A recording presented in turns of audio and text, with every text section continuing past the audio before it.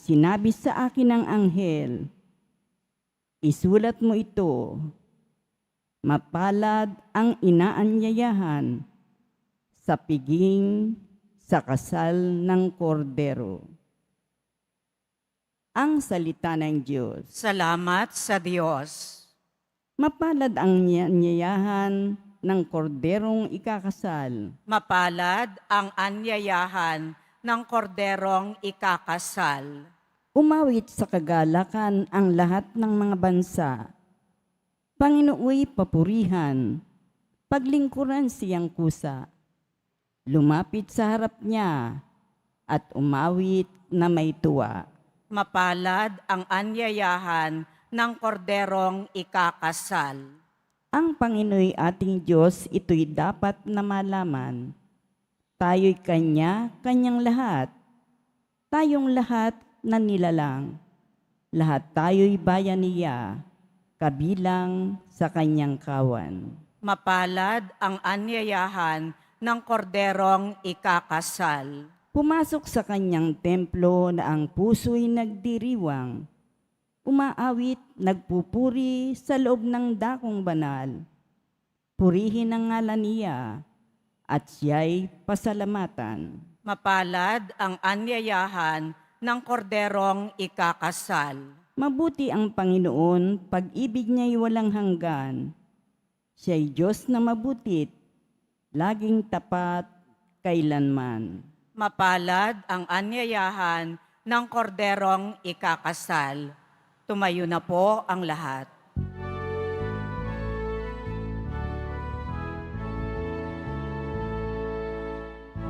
Hallelujah,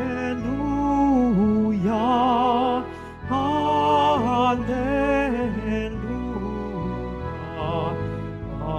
hallelujah, hallelujah.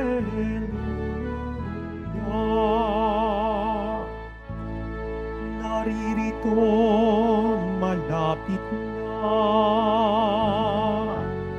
ang kaligtasang pag-asa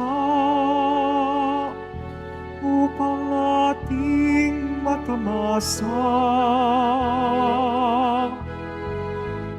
Hallelujah, hallelujah, hallelujah, hallelujah.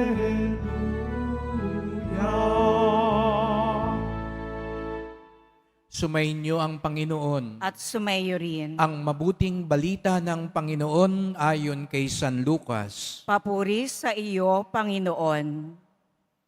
Noong panahong iyon, sinabi ni Jesus sa kanyang mga alagad, kapag nakita ninyong kubkob na ng mga hukbo ang Jerusalem, talastasin ninyong malapit na ang pagkawasak nito.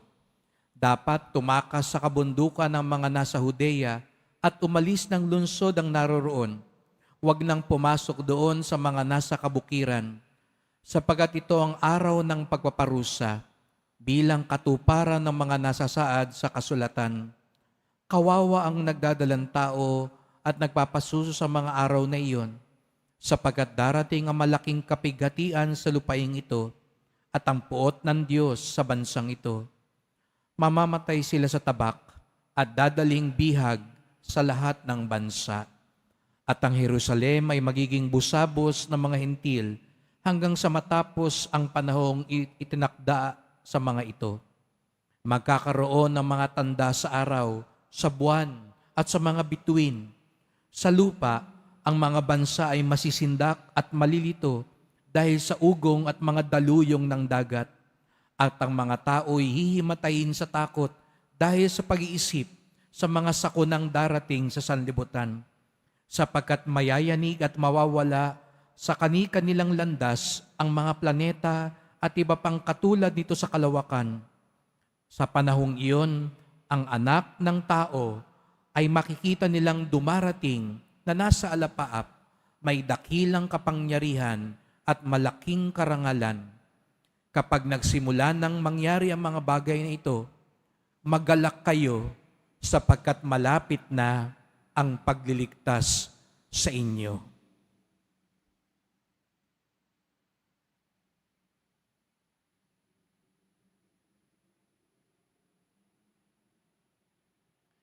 Ang mabuting balita ng ating kaligtasan. Pinupuri ka namin, Panginoong Heso Kristo. Magsiupo muna ang lahat. At maligayang pagdating sa tahanan ng ating mahal na pong Jesus Nazareno. Pinagdarasal din natin ang mga nasa online, lalo na po mga may sakit, nag-aalaga sa may sakit at mga kababayan, kadeboto natin mula sa iba't ibang panig ng bansa at daigdig na nais sumama sa banal na misa dito sa Quiapo, sa Basilica Minor at Pambansang Dambana ni Jesus Nazareno. Kung ating pinakinggang maigi ang Ebanghelyo, para bagang mapapatanong tayo, ano ba talaga ang gusto ni Jesus Nazareno? Dahil sa unang bahagi ng kanyang kwento, habang isinisalarawan niya ang katapusan ng mundo, para bagang nananakot siya. Guguho ang lahat, mananaghoy, masisira, magkakaroon ng iba-ibang mga tanda, mga daluyong at ugong ang dagat, hihimatayin ng mga tao sa takot, sa pag-iisip. At talagang pag narinig natin ang mga bagay na iyon, ang pagsasalarawan na iyon, talaga bang makapanindig balahibo at talagang kagilagilalas.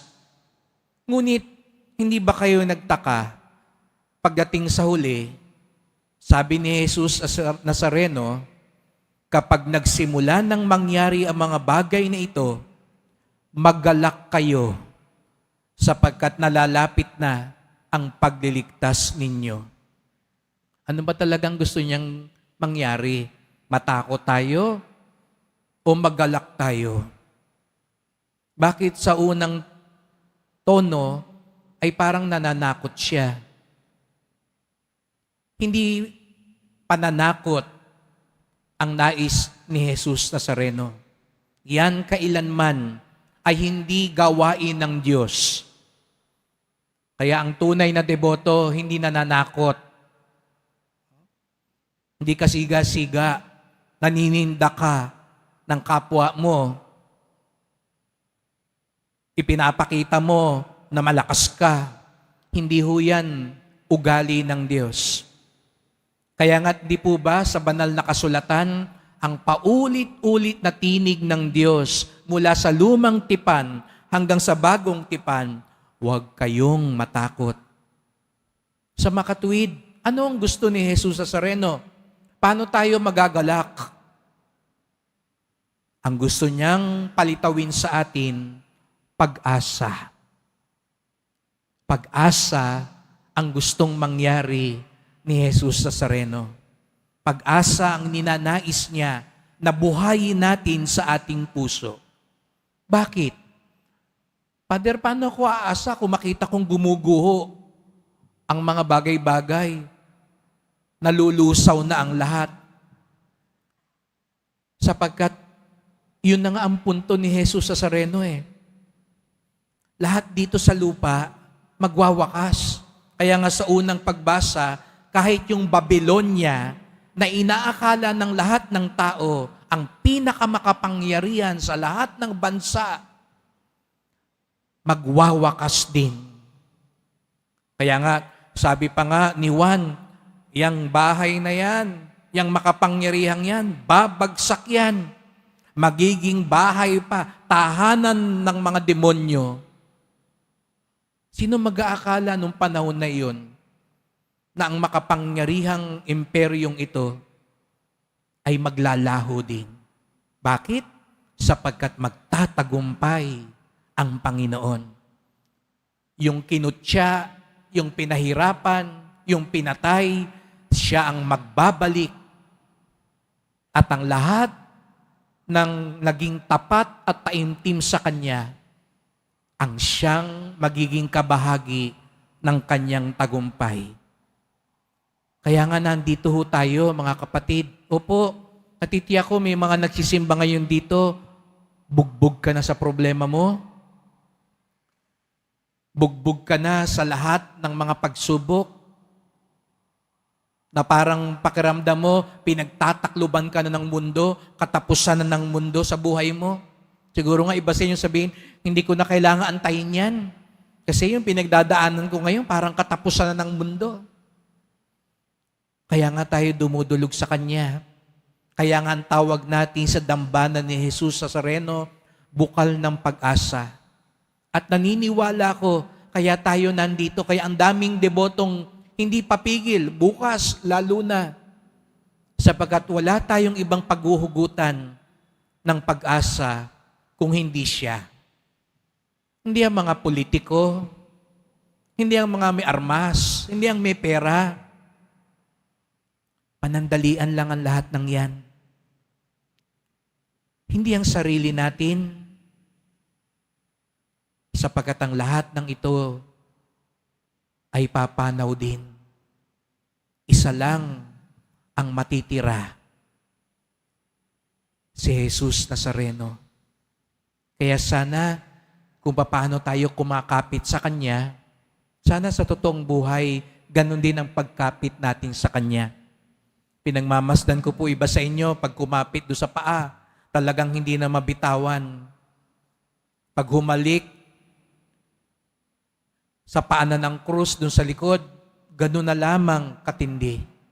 Pero sana paglabas natin sa simbahang ito, kapit pa rin tayo sa Kanya. Kapit tayo sa katotohanan. Kapit tayo sa kabutihan. Kapit tayo sa kapayapaan. Kapit tayo sa pagkakaisa. Kasi baliwala po yung pagkapit sa paan ng Nazareno. Pagdating naman sa labas, kapit tayo sa pera. Kapit tayo sa politiko. Kapit tayo sa mga kasinungalingan at paninira. Kapit tayo sa mga makamundong aliw at kasalanan. Yung ginagawa natin dito ay sagisag ng pag-asa na sana'y patuloy na nag-aalab sa ating buhay. Sapagkat, sabi ko nga sa bandang huli, isa lang ang nakatindig.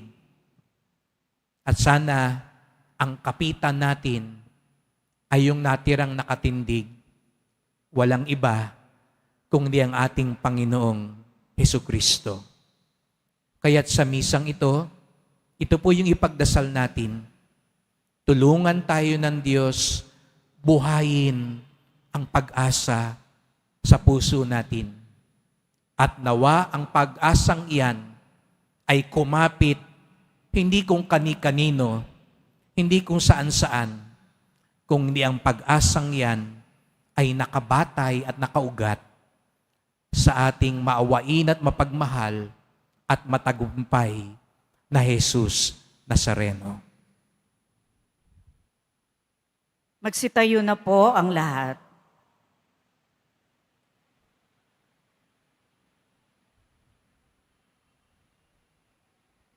Mahal ko mga kapatid, habang natitipon tayo upang ipagdiwang ang misteryo ng ating kaligtasan, bumaling tayo sa Diyos Ama ng may pananalig at hingi ng Kanyang awa.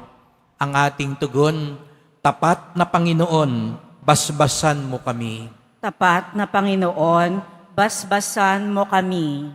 Ang bayan ng Diyos, naway maakit sa pananalangin at pagsisisi, habang umaasa sila sa pagdating ng kaharian ng Diyos. Manalangin tayo. Tapat na Panginoon, basbasan mo kami. Ang mga namumuno sa ating lipunan, naway makita ang kamay ng Diyos na gumagalaw sa mga pangyayari ng ating buhay. Manalangin tayo. Tapat na Panginoon, basbasan mo kami. Tayo naway tumingin sa kinabukasan ng may pag-asa at lakas ng loob. Manalangin tayo. Tapat na Panginoon, basbasan mo kami. Ang mga may sakit, naway mamuhay sa kasiguruhan at pag-asa sa pamamagitan ng mga panalangin at pag-aalay ng kanilang mga kapamilya at kaibigan. Manalangin tayo. Tapat na Panginoon, basbasan mo kami. Sa mga namayapa na, ipagkaloob nawa ng anak ng tao ang kaligtasan. Manalangin tayo. Tapat na Panginoon, basbasan mo kami. Tahimik natin ngayong ipagdasal ang iba pa nating mga kahilingan, lalo na ipagdasal natin yung mga taong nawawala na ng pag-asa sa buhay.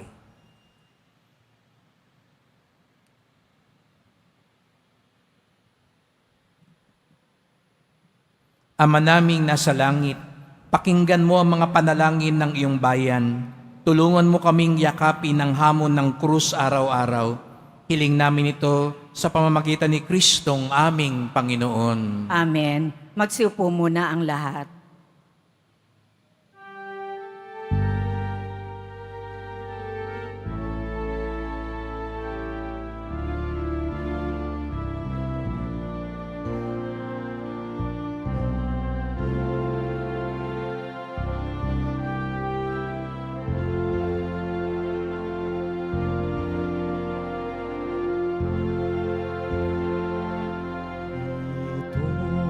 Itong tinapay at alak na mula sa'yo, muling ihahagi sa kabutihan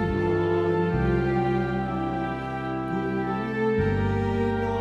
At tanggapin alay sa'yo. Pasasalamat ng puso. Magsitayo na po ang lahat. Manalangin kayo mga kapatid, ng ating paghahain ay kalugdan ng Diyos Amang makapangyarihan. Tanggapin nawa ng Panginoon itong paghahain sa iyong mga kamay, sa kapurihan niya at karangalan, sa ating kapakinabangan at sa buong sambayanan niyang banal. Ama naming lumikha, tanggapin mo ang mga banal na alay na iyong ipinagutos na aming italaga sa pagsamba sa iyong ngalan, at upang kami pagindapating paunlakan ng iyong tapat na pagmamahal, gawin mong ang iyong mga utos ay sundin namin kailanman. Sa pamamagitan ni Jesucristo, kasama ng Espiritu Santo, magpasawalang hanggan. Amen. Sumainyo ang Panginoon. At sumayo rin. Itaas sa Diyos ang inyong puso at diwa. Itinaas na namin sa Panginoon. Pasalamatan natin ang Panginoong ating Diyos. Marapat na siya ay pasalamatan. Ama naming makapangyarihan, tunay ngang marapat na ikaw ay aming pasalamatan. Sa iyong paglingap at kagandaang loob, ang tao'y nilikha mo't pinangasiwa sa sansinukob. Sa hangad mong siya'y iwastong lubos, siya'y pinagdusa mo sa kanyang pagtalikod. Sa iyong pagiliw iyong ipinahintulot na makabalik siya sa pamamagitan ni Kristo Jesus. Kaya kaisa ng mga anghel, nagsisiawit ng papuri sa iyo, nang walang humpay sa kalangitan, kami nagbubunyi sa iyong kadakilaan. Santo, Santo, Santo, Panginoong Diyos ng mga hukbo, napupuno ang langit at lupa ng kadakilaan mo. Hosana sa kaitaasan, pinagpala ang naparirito sa ngalan ng Panginoon. Hosana sa kaitaasan, lumuhod po ang lahat. Ama naming banal, ikaw ang bukal ng tanang kabanalan, kaya't sa pamamagitan ng iyong Espiritu, gawin mo ang banal ang mga kaloob na ito, upang para sa amin, maging katawan at dugo ng aming Panginoong Hesukristo. Bago niya pinagtiis ang kusang loob na maging handog, hinawakan niya ang tinapay, pinasalamatan kanya, pinaghati-hati niya iyon, iniabot sa kanyang mga alagad at sinabi, "Tanggapin ninyong lahat ito't kanin, ito ang aking katawan na ihahandog para sa inyo."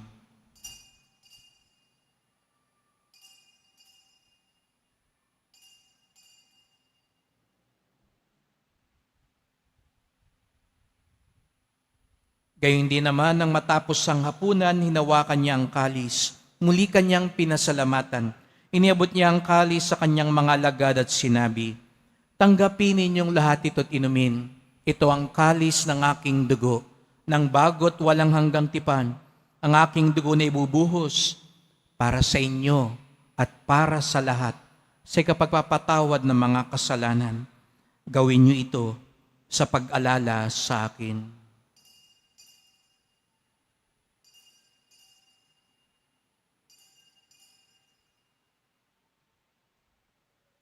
Tumayo na po ang lahat. Ipagbunyi natin ang misteryo ng pananampalataya. Si Kristo'y namatay, si Kristo'y nabuhay, si Kristo'y babalik sa wakas ng panahon. Ama, ginagawa namin ngayon ang pag-alala sa pagkamatay at muling pagkabuhay ng iyong anak. Kaya tinalay namin sa iyo ang tinapay nagbibigay buhay at ang kalis na nagkakaloob ng kaligtasan. Kami nagpapasalamat dahil kami yung minarapat na tumayo sa harap mo para maglingkod sa iyo. Isinasamo namin kaming magsalo-salo sa katawan at dugo ni Kristo ay mabuklod sa pagkakaisa sa pamamagitan ng Espiritu Santo. Ama, lingapin mo ang iyong simbahang laganap sa buong daigdig. Puspusin mo kami sa pag-ibig kaisa ni Francisco na aming Papa, ni Jose naming Obispo at ng Tanang Kaparian. Alalahanin mo rin ang mga kapatid naming nahimlay na may pag-asang sila'y muling mabubuhay. Gayon din ang lahat ng mga pumanaw. Kawan mo sila't patuloyin sa iyong kaliwanagan. Kawan mo't pagindapating kaming lahat na makasalo sa iyong buhay na walang wakas. Kaisa ng mahal na Birheng Maria, Ina ng Diyos, ng kabiyak niyang pusong si San Jose, ng mga apostol, ni San Juan Bautista at lahat ng mga banal na namuhay dito sa daigdig ng kalugod-dugod sa iyo, maipagdiwang nawa namin ang pagpupuri sa ikararangal mo sa pamamagitan ng iyong anak na aming Panginoong Jesucristo. Sa pamamagitan ni Kristo, kasama niya at sa Kanya, ang lahat ng parangal at papuri ay sa iyo, Diyos Amang makapangyarihan, kasama ng Espiritu Santo, magpasawalang hanggan. Amen. Buong galang tayong tumawag sa ating Ama sa langit. Ama namin, Sumasalangit ka, sambahin ang ngalan mo, mapasa amin ang kaharian mo, sundin ang loob mo dito sa lupa para nang sa langit. Bigyan mo kami ngayon ng aming kakanin sa araw-araw at patawarin mo kami sa aming mga sala para nang pagpapatawad namin sa nagkakasala sa amin at huwag mo kaming ipahintulot sa tukso at iadya mo kami sa lahat ng masama.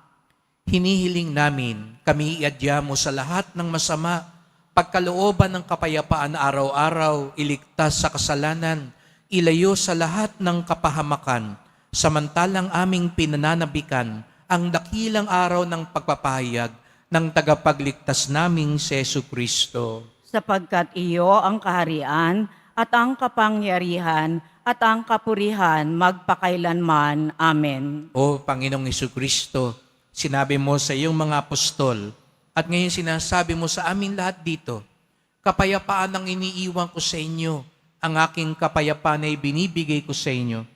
Tunghayan niyo po ang aming pananampalataya, ang aming pag-asa, huwag po ang aming mga kasalanan.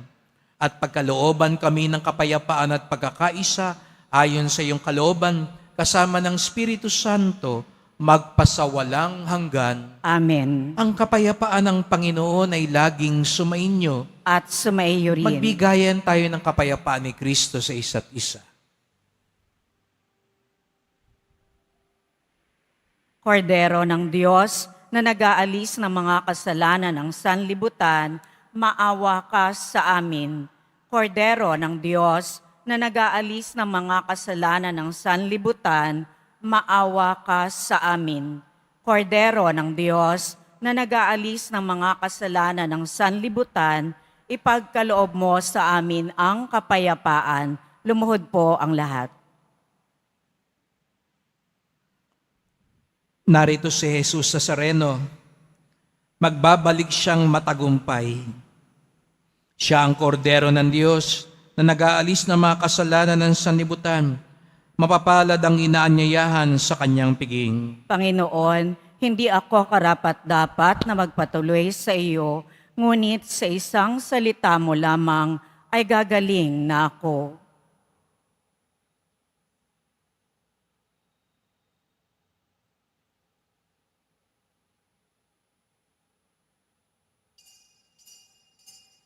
Para sa lahat ng tatanggap ng banal na komunyon, sasagot po tayo ng amen pagkasabi ng pari o ng lay minister ng katawan ni Kristo at isubo agad sa bibig bago umalis sa harapan ng pari o lay minister.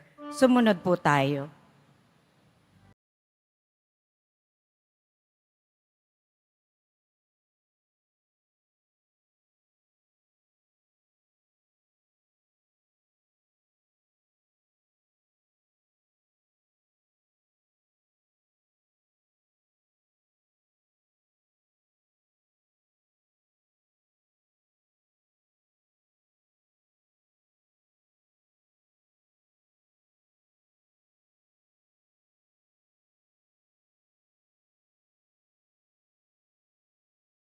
Nalangin tayo.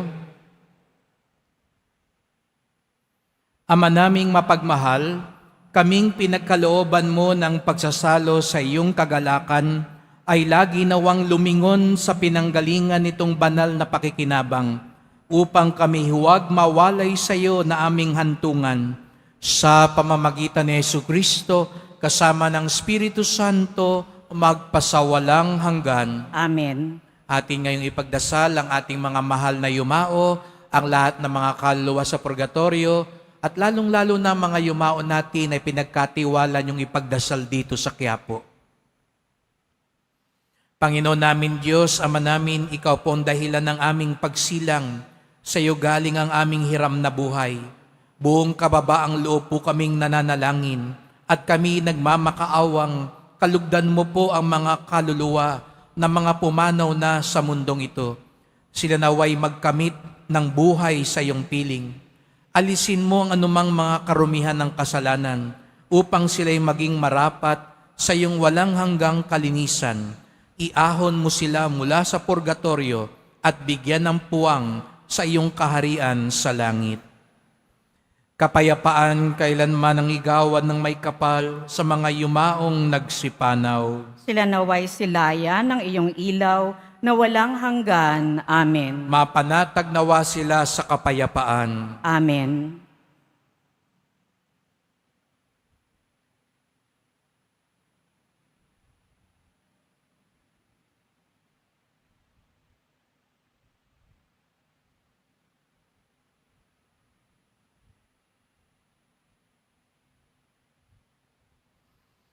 Maraming salamat po sa inyong pagpunta dito sa Quiapo. Ingat po kayo sa pag-uwi. Salamat po sa mga naglingkod sa misa at sa inyong tulong sa simbahan. Mga pamisa, love offerings, online donations, sa mga kumukuha po ng imahe, ng medalyon, ng booklet po para sa pagpatuloy na pag-ayos, lalo na ng kuryente ng ating simbahan, matapos din po ang dambana ng Birhen ng Antipolo doon sa likod. Salamat po sa inyong walang sawang tulong. At sa mga nagdadala ng bigas, delata at iba pang pang-ayuda, salamat po.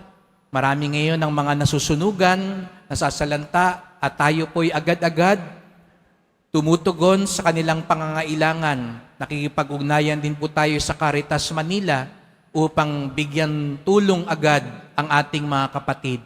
Sapagkat ang debosyon natin sa Poong Nazareno ay nagtuturo sa atin magmalasakit at tumulong sa ating kapwa. Hindi gawain ng Diyos ang manakot. Ang gusto niya na mabuhay sa atin, mag-alab, ay ang pag-asa sa kanyang tagumpay. Sumainyo ang Panginoon. At sumayo rin. Mahal na poong Jesus Nazareno, inihayag mo sa pamamagitan ng krus ang walang maliw na pag-ibig ng Diyos sa sangkatauhan.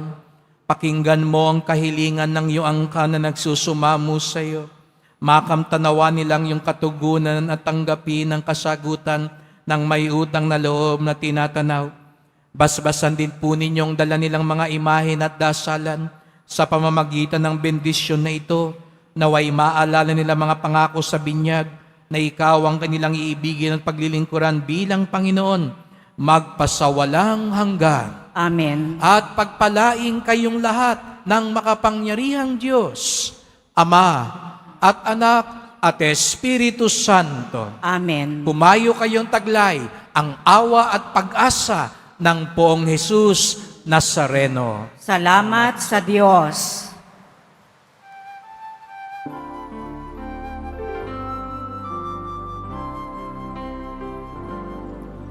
Nuestro Padre Jesus Nazareno,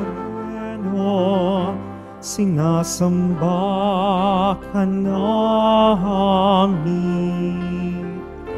Pinipintuho ka namin. Aral mo ang aming buhay at kaligtasan. Nuestro Padre Jesus Nazareno, iligtas mo kami sa kasalanan. Ang krus mong kinamatayan ay sagisag ng aming kaligtasan. Nuestro Padre Jesus Nazareno, dinarangal ka namin. Nuestro Padre Jesus Nazareno, niluwalhati ka namin. Nuestro Padre Jesus Nazareno, dinarangal ka namin. Nuestro Padre Jesus Nazareno, niluwalhati ka namin.